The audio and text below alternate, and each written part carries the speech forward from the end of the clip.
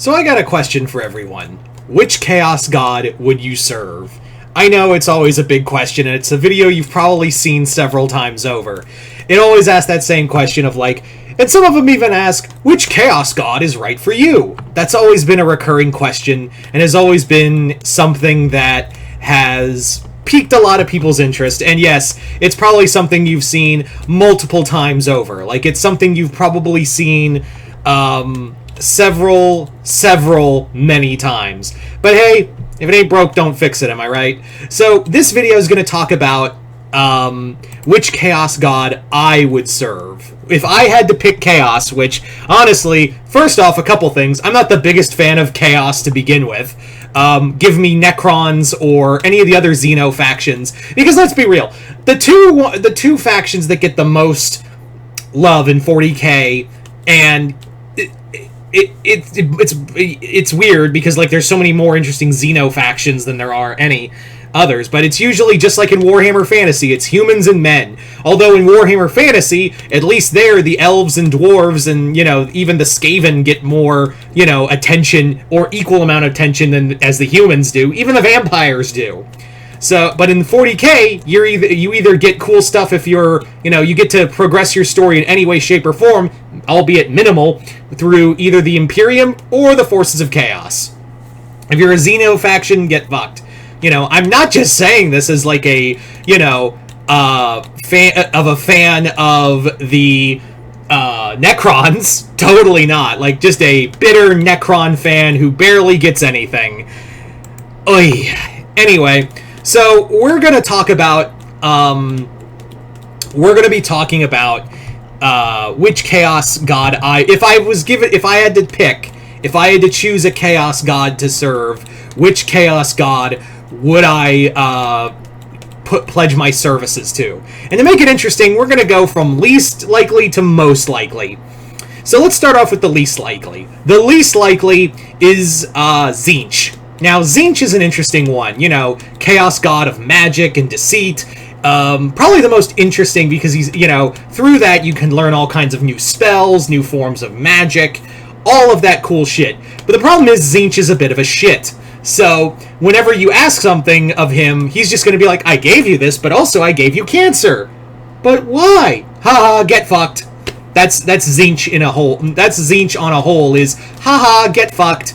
That's really the best way to describe that character. Am I right? There's really no other way to put it other than, haha, get fucked. He does that to his own followers on a whim. On a fucking whim, he will do nothing else other than, I am going to do this to you, and just because I'm bored. Like, he'll just turn you into a fleshlight and have you get fucked by horses. I mean, that's probably never happened, but I'm sure it's out there somewhere that Tzeentch turned someone into a fleshlight, even though he was a great servant of the god. That's a possibility, you know. Anywho. So Tzeentch is at the bottom of the list. Would I love to learn all the cool dark magic from Tzeentch? Yeah, but I also have a fear of getting turned into fleshlights. So, yeah. Anyway, next up on the next on that list, probably who I wouldn't serve, Khorne. And I know I just made everyone go, "What? You wouldn't serve Khorne? You wouldn't serve, you know, blood for the blood god. Come on, multi, blood for the blood god." I know, blood for the blood god and all that. But, like, here's the thing. I don't see myself being able to match that Khorne quota. You know, I can't really see myself being out in the field, like, going Doom Guy every day for the blood god. There's no way in hell that I could be able to match the quota needed. And I know what you're also going to say, but Khorne doesn't care where the blood flows or how it flows. Remember the story of the corrupted Mechanicus member who was going to unleash a doomsday device in the name of Khorne. Yeah, but that takes a lot of effort, and I don't want to do that. I'm kind of lazy. So yeah, I'm sorry, Khorne fans, but you're just going to have to, like, beatbox your way out of this one. See what I did there? Anyway, I'm so clever. Aren't I clever, right? Anyway, so there's our, you know, I'm sorry. There's no way I would be able to serve Khorne. Even I'm a little bummed by that. So let's move on to the Chaos God number 4. 3. I can count. I can count to 4. Anyway, so yes, this would be the second most likely god I would serve, and that is Slaanesh. The god, she who thirsts. Why would I, and you probably guessed by process of elimination of who would be the god I'd most likely serve. But anyway, but why Slaanesh? Honestly, though, Nurgle and Slaanesh are the two, that bounce back and forth. You already figured. I don't need to hide it. You already knew. But yeah, why would I, one of the reasons why I think I would serve Slaanesh is just because I could probably think of some really just horrendous shit to do to people. And I love some excess in my life. I love having a lot of stuff and being, all of that. I could also be down for some body horror shit to do to my enemies. Yeah. So Slaanesh would be the second most likely Chaos God to serve. Next up, of course, is the god I'd most likely serve, and the one I would probably be the one I would go to. And that is, of course, by process of elimination, Nurgle. So why Nurgle? I'm not the biggest fan of germs, but I would prefer, and also the process of becoming a servant of Nurgle is kind of awful. I'm not gonna lie, it's a pretty awful process. But at the same time, I will also probably admit that, being in that the servants of Nurgle are clearly, happy. You serve they call him grandfather. Come on, guys. There's a clear and present reason as to why Nurgle is also probably the most next to Khorne. Nurgle is probably the most popular of the Chaos Gods in the Warhammer 40k fandom. Right behind Khorne, it's Nurgle. Or sometimes, depending on who you ask, Nurgle's the favorite.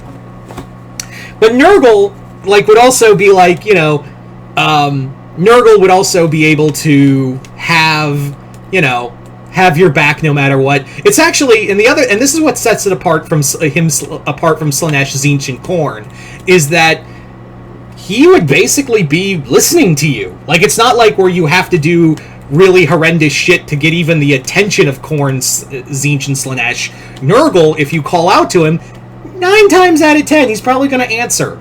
He'll be like, "Oh, what troubles you? What can grandfather do for you?" His big pustule body just kind of lumbering over you. And he would just be like, "Hey, what's wrong, buddy?" There's many stories of Nurgle going through his garden and talking to his followers and demons and asking them, "How are you today?" I kind of want that. It's kind of, the whole story of Nurgle is sickeningly sweet. Pun intended. The only thing I don't want are Nurgle's gifts, because I don't like getting sick. So that's kind of a drawback. But if I had to choose, if I had to serve any one of these chaos beings, it would no doubt probably be Nurgle. I mean, the process of becoming a servant of Nurgle is not fun, but once you're there, from what I understand is that after you become, you fall to Nurgle, and the process is over, and you become a full acolyte of Nurgle, and become part of Nurgle's garden, it's peace. You just feel peaceful, and you just want to share that with everyone. So if I had to pick which Chaos God it'd be Nurgle. But you guys tell me in the comments below, which Chaos God would you follow? Also, if we were going by, if we're going by fantasy, I would definitely not follow the Great Horned Rat. No thank you. Anyway, and Nagash is not a Chaos God either. He's the God of Death. It's a whole other thing. But yeah, which of the 4 Chaos... I'm going to ask you guys, which of the 4 Chaos Gods would you follow? Just comment below, let me know, which Chaos God would you follow and why? Yeah, like I said, just comment below, let me know. Other than that, hope you all enjoyed this. I'm Mr. Multiverse. I'll see you next time in the Multiverse.